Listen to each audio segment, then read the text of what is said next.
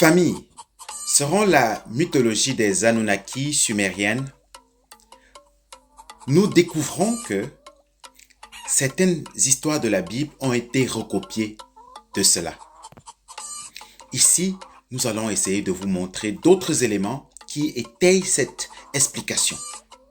Alors, les Anunnaki auraient créé les êtres humains. Enlil finit Alors, par approuver parlons la de cette théorie fertilisation du Lulu et qui l'on a créé produit Adam, l'Adama, qu'ils ont appelé l'Homo l'Adama. sapiens, Écoutez, le progéniteur de l'homme actuel, créé à l'image et à l'égal des Anunnaki. C'était un Lulu amélioré et fécond qui vivait 300 ans, costaud et de 2 mètres de haut. De l'état de pacifique cueilleur d'œufs et de végétaux, ce primate passa à l'état d'homme, le plus féroce des chasseurs terrestres.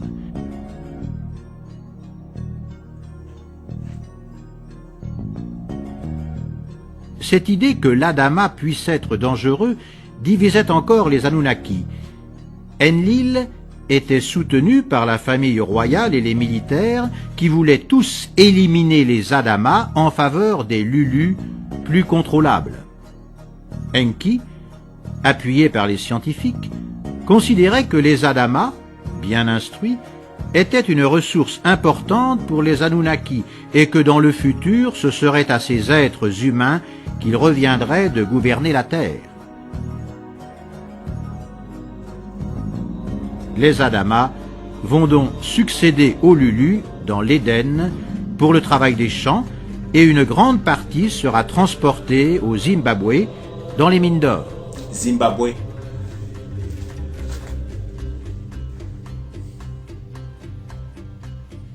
Un problème se pose en Afrique lorsque Enki engrosse 2 femelles humaines et que celles-ci mettent au monde des fils. Quand Enlil l'apprend, il devient fou de rage. C'est un opprobre pour lui, autant que l'union sexuelle d'un homme avec un animal l'est aujourd'hui. Il accuse les femelles humaines de péché originel et, ne souhaitant pas que ce problème surgisse à Eridu, il ordonne de chasser les êtres humains de l'Éden. Dans la Bible, c'est le renvoi du paradis terrestre.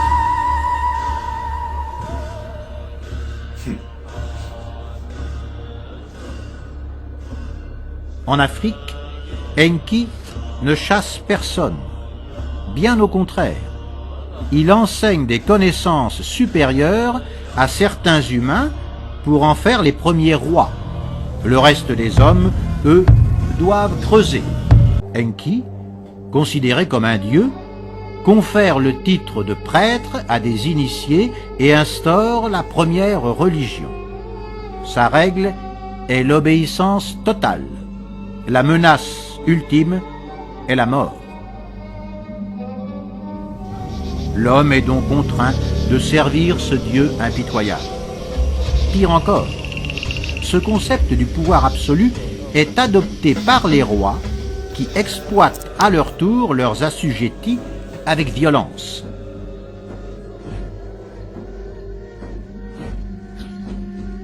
Il y a environ 100 000 ans, le roi Anu meurt. Enlil n'a pas de temps à perdre s'il veut conserver le trône. Les Anunnaki sont sans scrupules et les prétendants ne manquent pas. Il déclare donc la fin de la mission. Sa priorité est désormais que tous se retournent sur Nibiru pour défendre son trône.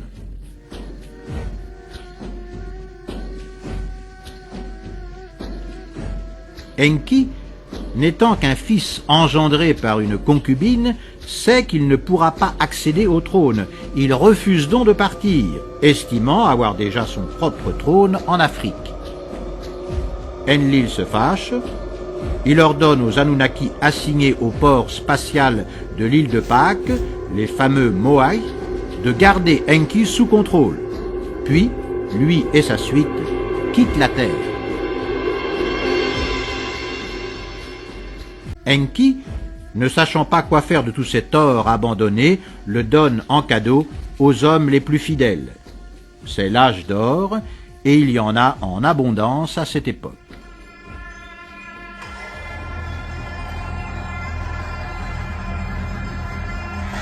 il y a environ 50 000 ans.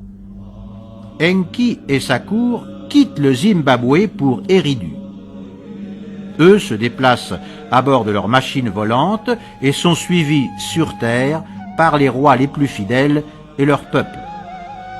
C'est la première grande migration humaine allant de l'Afrique au Moyen-Orient. Écoutez bien. En remerciement, Enki donne à toute fille de roi l'un de ses fils comme époux, et de ces unions naissent des mortels exceptionnels, les dieux héros. En tout cas, je ne parle pas beaucoup. Cependant, à Eridu, cette concentration d'Anunnaki et de dieux héros, tous guerriers, risquant de se transformer en conflit, Enki envoie les dieux héros conquérir la terre entière, déjà occupée par les descendants des renvoyés du paradis terrestre. Vous allez comprendre que Les dieux héros partent donc, et certains vont occuper l'Égypte et la Palestine. Canaan, D'autres envahissent le continent européen et éliminent les hommes de Néandertal. D'autres s'établissent à Malte et en Sardaigne en faisant des cités-écoles pour initier. les Yamnayas, D'autres s'installent sur les terres jadis émergées de l'océan Atlantique et fondent la puissante Atlantide. Et d'autres encore arrivent jusqu'en Chine et en Inde.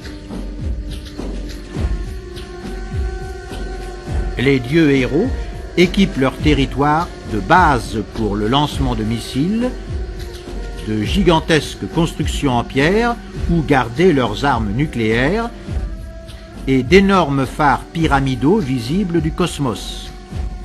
C'est ainsi qu'apparaît simultanément, en différentes parties du monde, le même type de construction et de culture.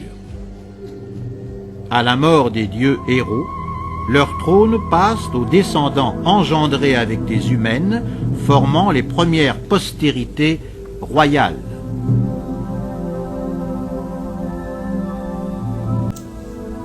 je vais commenter la dernière partie. Voilà, la partie 3. Il y a Je vais plus environ commenter. 12 000 ans, la flotte spatiale de Enlil, devenu roi de Nibiru, revient sur la Terre pour éliminer ces êtres humains qu'il avait, contre son gré, autorisés à voir le jour.